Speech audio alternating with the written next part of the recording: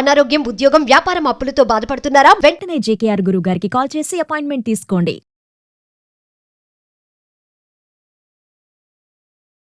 Hi hello నమస్తే, welcome back to Suman TV. ప్రస్తుతం మనతో పాటు ఉన్నారు ప్రముఖ కేరళ జ్యోతిష నిపుణులు, life coach, money skills, law of attraction, date of birth లేని వారికి పుట్టుమచ్చల శాస్త్రం, ప్రశ్న శాస్త్రం, హస్తరేఖల ద్వారా జాతకాన్ని కూడా తెలియచేయగలిగే ప్రముఖ బ్రహ్మశ్రీ డాక్టర్ జేకేఆర్ గురువు గారు ఉన్నారు. గురుగారితో మాట్లాడదాం. నమస్తే గురుగారు. నమస్తే అమ్మా. గురుగారు, ఏం చేయాలన్నా ఇప్పుడు దేవుణ్ణి నమ్మితే సరిపోతుందా? ఇంకేం చేయాల్సిన అవసరం లేదా? కొంతమంది అంటారు కదా, దేవుడు నమ్ముకోరు అన్ని పనులు అయిపోతాయి, అసలు నువ్వు ఏం చేయాల్సిన అవసరమే లేదు అంటారు. మరి ఇది ఎంతవరకు నిజం? అంటే వాస్తవంగా ఆ మాటలో చాలా నిజం ఉందమ్మా. అంటే దేవుణ్ణి నమ్మితే సరిపోయే మాట వాస్తవమే. అయితే దేవుణ్ణి ఎలా నమ్మాలి, దేవుడితో నువ్వు ఎలా కనెక్ట్ అవ్వాలి, దేవుడితో నువ్వు కనెక్ట్ అవ్వటం అంటే ఈ కలియుగంలో అంత ఈజీ అయిన పద్ధతి ఏం కాదమ్మా. భగవంతుడు అంటే ఒక డివైన్ పవర్, అంటే ఒక అతీతమైన శక్తి. అంటే అది ఇంత పవర్ అని దాన్ని కొలిచే పరిస్థితిలో ఉండదు కదా. ఆ పవర్ ఎవరైనా సరే, ఏ మతానికైనా సరే, అది యేసుక్రీస్తు కావచ్చు, అల్లా కావచ్చు, లేక హిందూ దేవుడు కావచ్చు, రాముడు కావచ్చు, కృష్ణుడు కావచ్చు, ఏ మతంలోనైనా భగవంతుడితో కనెక్ట్ అయితే ఇంకా మనకి ఏది ఎక్కర్లేదురా, అన్ని పనులు అవుతాయి.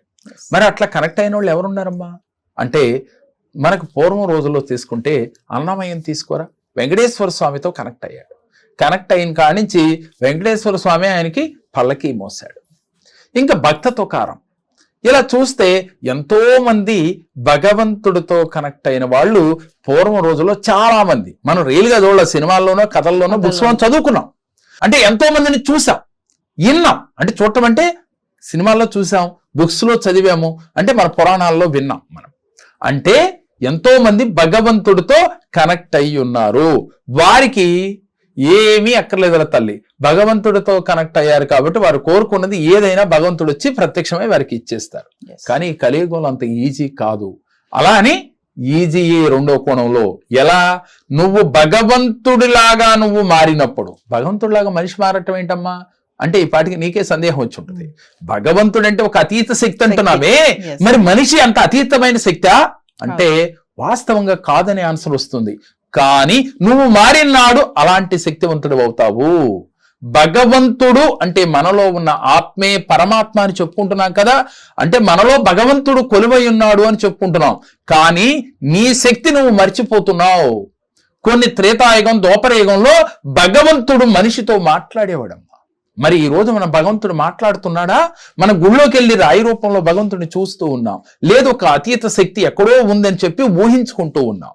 అంతేగాని భగవంతుడు ప్రత్యక్షంగా మనకు ఎదురుగా వచ్చి రియల్ గా మాట్లాడలేదు కదా. అయితే నువ్వు రియల్ గా మాట్లాడలేకపోయినా అంతర్గతంగా మీ అంతర్చేతన మనసుతో భగవంతుడితో కనెక్ట్ అవ్వచ్చు. ఈ కలియుగంలో ఎప్పుడు కనెక్ట్ అవుతావు, ఎలా కనెక్ట్ అవుతావు? నీకు కోరికలు తీరాలి అంటే భగవంతుడు ఒక్కడితో కనెక్ట్ అయినా నీ కోరికలు తీరతాయి. అయితే రియల్ గా కనెక్ట్ అవ్వలేకపోవచ్చు. దాన్ని అయ్యే విధానం ఏంటి? భగవంతుడు నీతో ఈజీగా కనెక్ట్ అవ్వాలంటే నువ్వెలా మారాలో చూద్దాం. ముందుగా ప్రతి మనిషి కూడానమ్మా కామ, క్రోధ, మద, మాత్సల్యాల్ని వదిలేయాలి. ప్రతి మనిషికి ఉన్న లక్షణం పుట్టుకతో వస్తుందా అంటే కాదు తల్లి. పుట్టేటప్పుడు ఎవరికి కామ, క్రోధ, మద, మాత్సల్యాలు తల్లి గర్భంలోంచి వచ్చే బేబీకి లేవు. ఆటోమేటిక్గా ఈ కర్మభూమిలో పుట్టిన తర్వాత ఎదుగుతున్న కొద్దీ కామము, క్రోధము, మదమాత్సల్యాలు వస్తూ ఉంటాయి. ఇవి ఏం చేస్తాయంటేనమ్మా మన మీద ఆధిపత్యాన్ని చలాయిస్తూ ఉంటాయి. మనం దానికి లొంగిపోతూ ఉంటాం, బానిస అయిపోతూ ఉంటాం. ఎప్పుడైతే దానికి బానిస అయిపోయామో భగవంతుడు మన నుంచి దూరం అవుతూ ఉంటాడమ్మా. మీరు నమ్మే దైవాన్ని మీరు గుడ్డిగా నమ్మటమే తప్ప మీతో కనెక్ట్ అవటం ఉండదు. మరి మీలో ఎవరికి లేకుండా ఉన్నాయి అని ఎవరైనా ఒక్కడిని అడిగితే ఏం చెప్తారమ్మా? ఎవ్వరూ కూడా దానికి ఆన్సర్ ఇవ్వటానికి సిద్ధంగా ఉండరనే నేనైతే అనుకుంటున్నా. ఉన్నవారికి భగవంతుడు కనెక్ట్ అవుతాడు. దీనితో పాటుగా మీలో ఈ కామ, క్రోధ, మద, మాత్సల్యాన్ని జయించాలంటే ఒకే ఒక్క మార్గం, ప్రతినిత్యం కూడా ధ్యానం చేయటం. ఎందుకు ధ్యానం చేయాలి? ముందు మీ మనసు పైన మీకు ఒక పట్టు కావాలి. మీ మనసు పరిగెడతా ఉంటుందమ్మా. అందుకనే మనసుని కోతితో పోల్చారు. ఈ కొమ్మ నుంచి ఆ కొమ్మ, ఆ కొమ్మ నుంచి ఈ కొమ్మ దూకటమే దాని పని. ఈ నిమిషాన మీతో మాట్లాడుతున్నాను, నా మనసు ఎక్కడికో వెళ్తా ఉంటుంది, మీ మనసు ఎక్కడికో వెళ్తా ఉంటుంది. ఇలా వెళ్ళటానికి కారణం దానికి ఏమి స్థిరంగా కూర్చునే విధానం తెలియదు. నేర్పాలి. ఆ మనసుకి చక్కగా ఒక కుర్చీ వేసి కూర్చోబెట్టాలి. అప్పుడు నువ్వు కూర్చోబెట్టి స్థిరంగా కూర్చున్న నాడు నువ్వు భగవంతుడికి చేరువవుతావు. ఒక్క 10 నిమిషాలు భగవంతుడిని ధ్యానం చేయమని చెప్తే కళ్ళు మూసుకునే కూర్చోలేమే, ఒక గంట సేపు కూర్చోవటానికి కష్టమైపోతుందే. మరి భగవంతుడిని ఒక్క నమ్మితే కష్టాలు తీరిపోతాయని నేను చెప్పినంత మాత్రాన మీ కష్టాలు తీరతాయా? తీరవు కదా. మరి నువ్వు కూర్చున్న రోజు తీరతాయి, నువ్వు భగవంతుడితో మమేకమైన రోజు తీరతాయి. మరి భగవంతుడు ప్రతినిత్యం నీతో మాట్లాడాలి అంటే నువ్వు భగవంతుడితో మమేకం అవ్వాలి.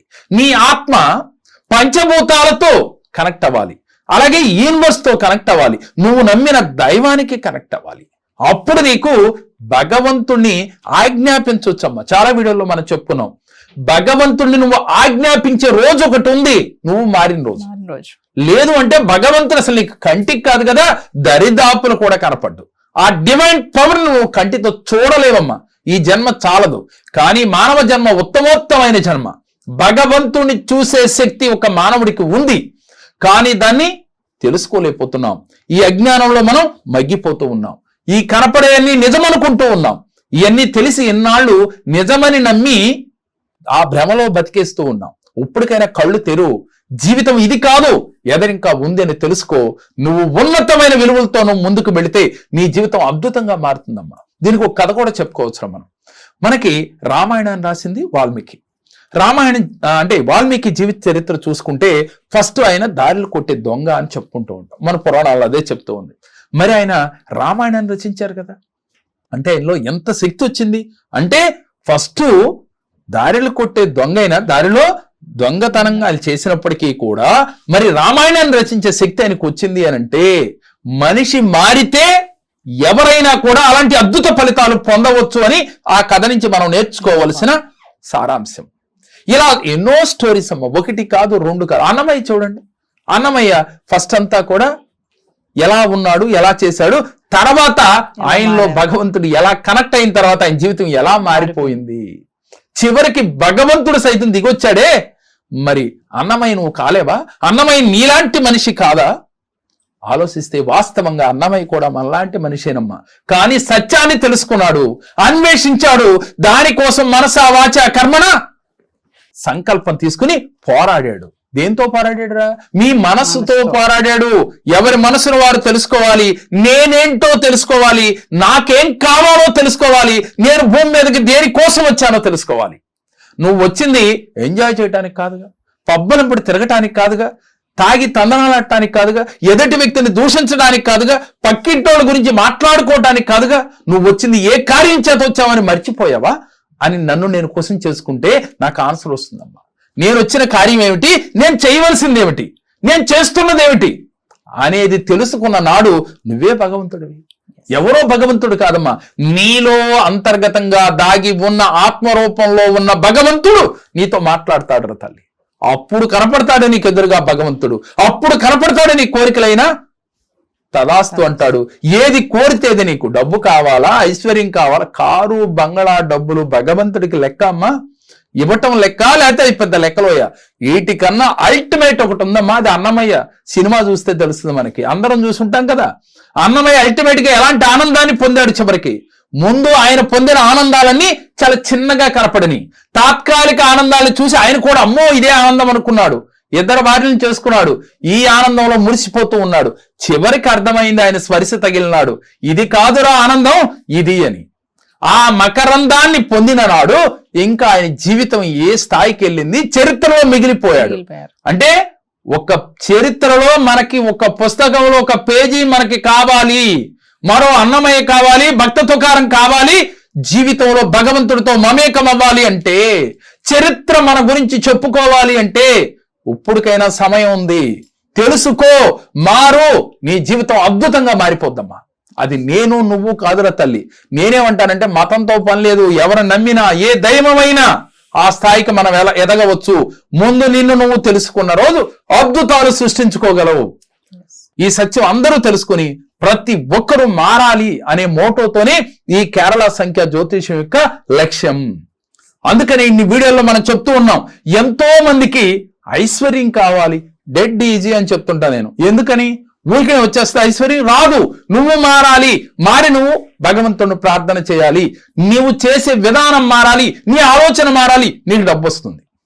డబ్బు తర్వాత ఇంకొకటి ఉంది. ముందు నువ్వు డబ్బులో ఆనందం పొందు, డబ్బుతో తర్వాత ఇంకో స్థాయికి తీసుకెళ్తాను అని చెప్పి మనం మణి మంత్ర క్లాసులు పెడుతూ ఉన్నాం. దాంట్లో ప్రైమరీ క్లాస్, మాస్టరీ క్లాస్ అని కూడా పెడుతూ ఉన్నాం. మాస్టరీ క్లాస్ లో వెళ్ళి ఒక డివైన్ పవర్ ఏంటో చూపించడం జరుగుతుందమ్మా. భగవంతుడు చేరువైతారు. చేరువైన రోజున ఆ ఎఫెక్ట్ ఎలా ఉంది, ఆ ఫీలింగ్స్ ఎలా ఉన్నాయి, వాళ్ళకి చేరువవుతాయి మాస్టరీ క్లాస్ లో.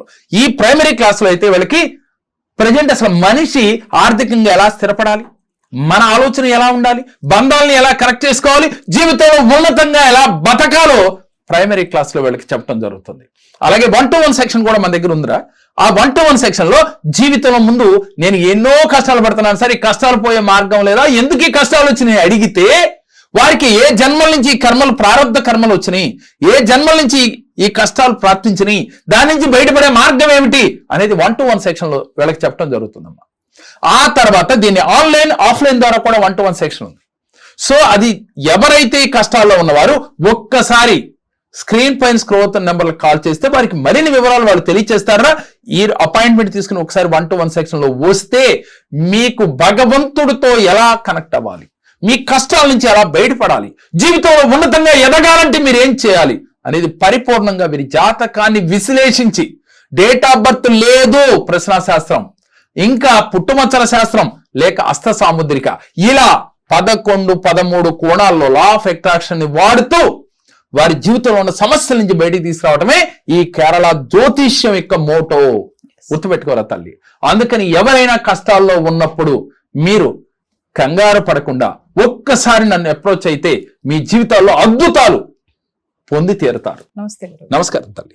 అండి, నేను మధురానగర్ నుంచి వచ్చానండి. నా పేరు అరుణ అండి. బాబు గురించి వచ్చానండి. నేను వీసా గురించి వచ్చానండి. 10 మెంబర్స్ ముందు ఉన్నారండి. బాబు కన్నా ముందు అందరు రిజెక్ట్ అయ్యారండి. మా బాబుకి వీసా వచ్చిందండి. సార్ 100% వస్తుందని చెప్పారండి. ఖచ్చితంగా వచ్చిందండి. బాబుకి చాలా ఆనందం వేసిందండి నాకు.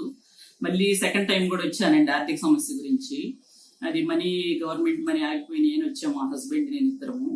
ఖచ్చితంగా సార్ చెప్పినట్టు మాకు వచ్చినాయండి. చాలా ఆనందం వేసిందండి.